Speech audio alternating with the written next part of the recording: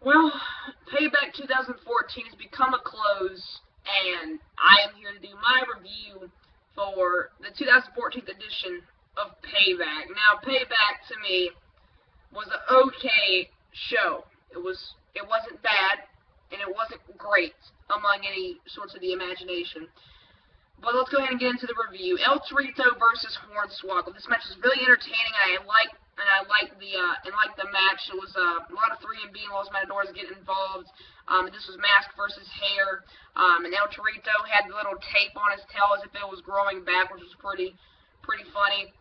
Unfortunately, it wasn't as good as we'll see, but it was a pretty fun, entertaining, and comical match nonetheless. Hornswoggle would lose this match, and he'd get his head shaved off. Not his head, but his hair shaved off his head and stuff like that, and El Torito is victorious. Then we'd open the show off with the U.S. title match, Sheamus versus Cesaro, a very good match to start the show. I really enjoyed this match. It was really physical and really entertaining at the same time.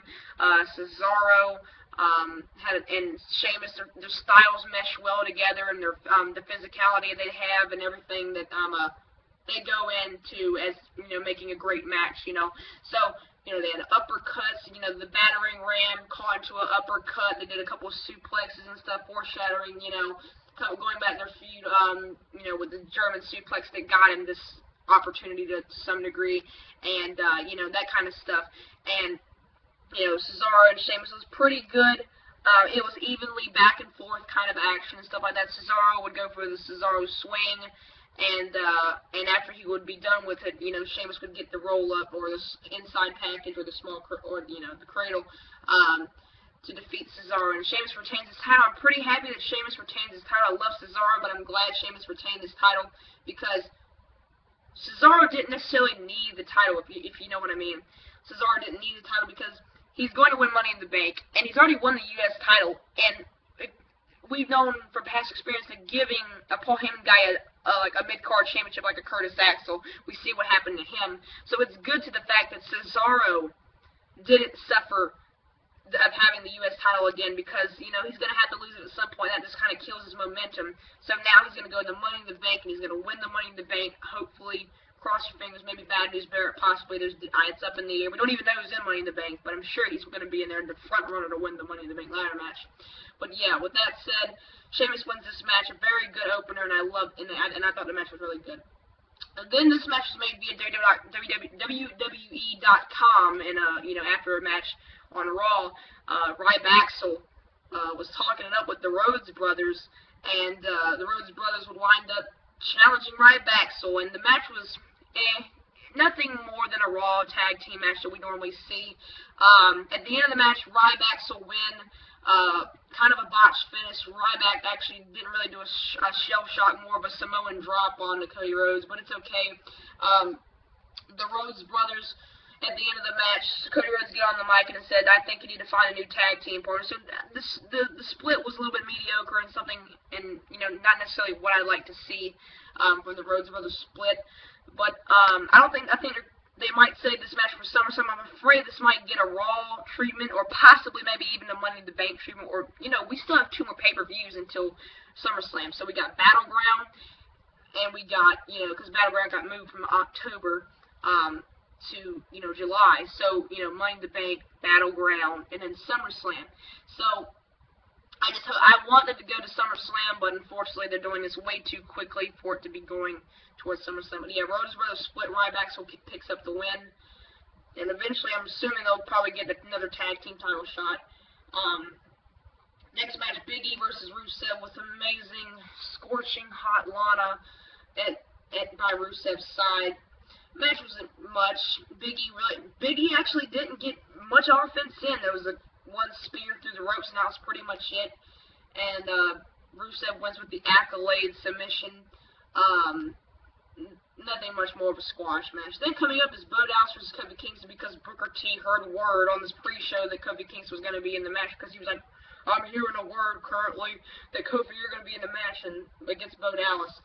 Bo Dallas versus Kofi Kingston, and after the Bo Dallas promo, getting heat from the Chicago Blackhawks fans. saying that they're going to lose to LA Kings. I have no idea if they lost to LA Kings. I hope the Blackhawks won because I'm a Blackhawks fan, but I don't watch a lot of hockey. But I love the Stanley Cup playoffs. They're pretty fun to watch when the NBA playoffs are on. Anyway, but Dallas vs. Kofi Kingston before the match, when the match begins, Kane comes out for some reason, shoves Kofi Kingston, and that's it. And then afterwards, Bo Dallas is like, "It's going to be okay. All I got to do is believe." Okay, dud.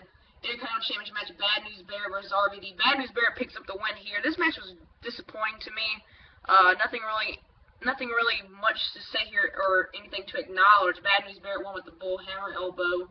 No, it's a very forgettable match. Really, whatever. Daniel Bryan's decision. This segment was pretty entertaining. Stephanie McMahon came out. Daniel Bryan and Bray came out.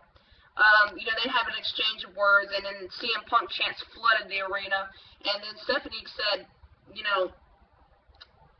they want you to do what CM Punk did, which was walk out, and that was pretty good, because we probably only heard about a total of 3 to 5 references of CM Punk ever since he left after Royal Rumble this year, and Paul Heyman also referenced CM Punk earlier tonight in the Sheamus Cesaro match when he was introducing Cesaro.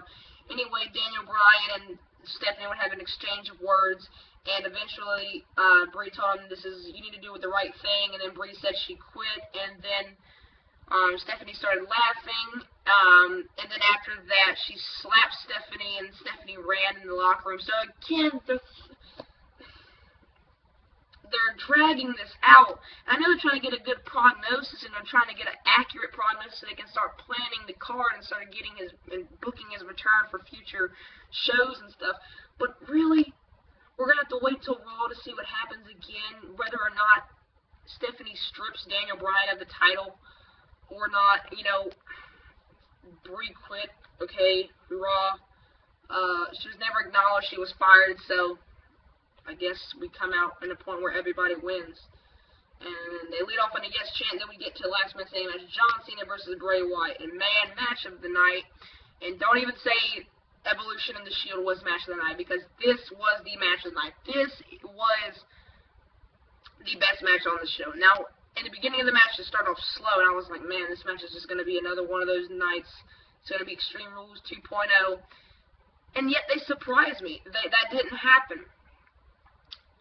Bray Wyatt and John Cena, so many good spots here. The coolest, I still can't get over, John Cena took the steel steps and got a running start and threw them at Bray Wyatt. There was a lot of Sister Abigails and attitude adjustments in this match, and, the Luke Harper and Eric Rowan and the Usos would get involved a lot, and, Bray and Cena would not get counted, of course, due to the action. Luke Harper superplexed Jimmy Uso through 2 tables that were beside each other, but Jimmy Uso didn't only go through 1. Luke Harper swatted Jimmy Uso with the table. Bray Wyatt had a running, I guess you can say, crossbody, kind of like what Mike Knox used to do in WWE. When he gets a running start, he just shifts his body over or something like that. I don't even know, but he did that through the barricade.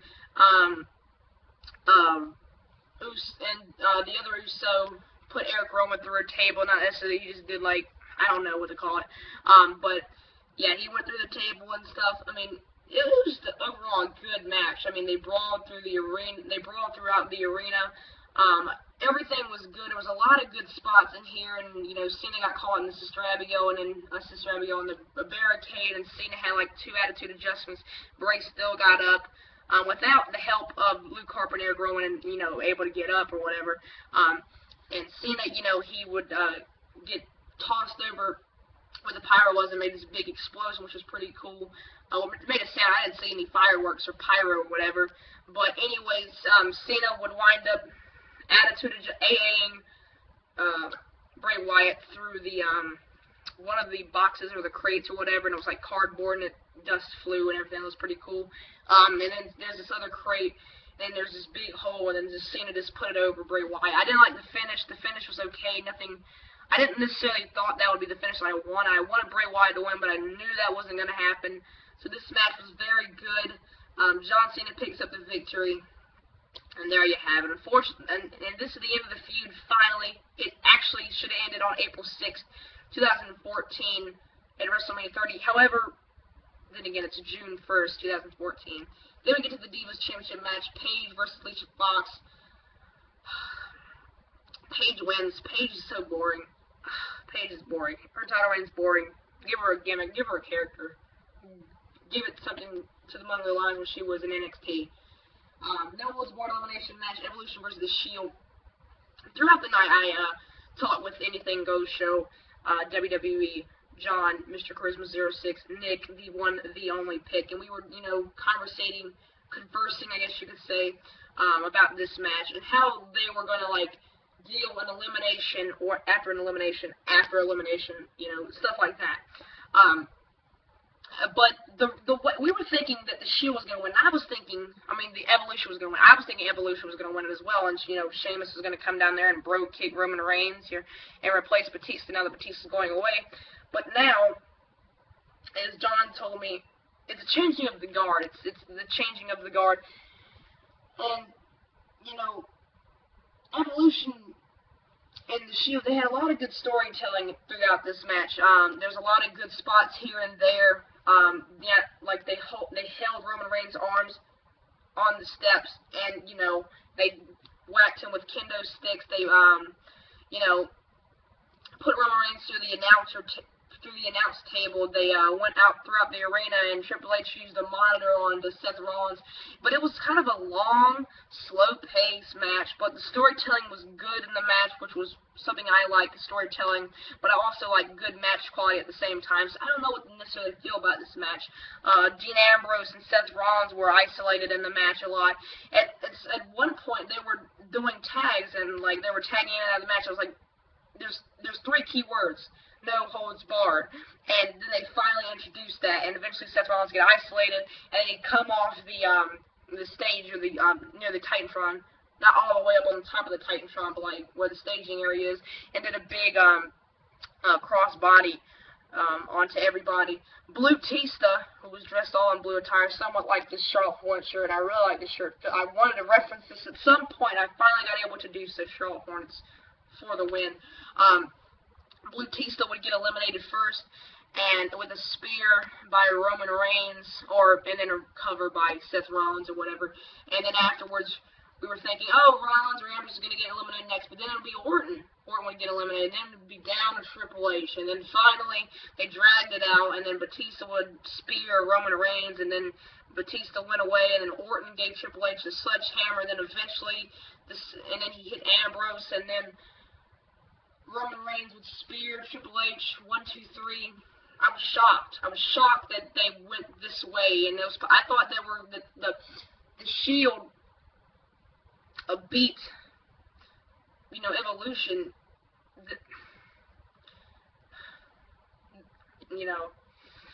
Evolution. You thought they would win this match to carry on the feud, but now, we were thinking, oh, Triple H, Roman Reigns, that's definitely a lock of SummerSlam, with all the rumors spreading around, that's got to be the one, but that's not it. Interesting to see what's going to happen throughout the next couple of months. Interesting to see what's going to happen on Raw tomorrow. Hopefully this is a changing of the guard for WWE, as probably will be the title of somewhat, maybe this video, maybe another video, I don't know.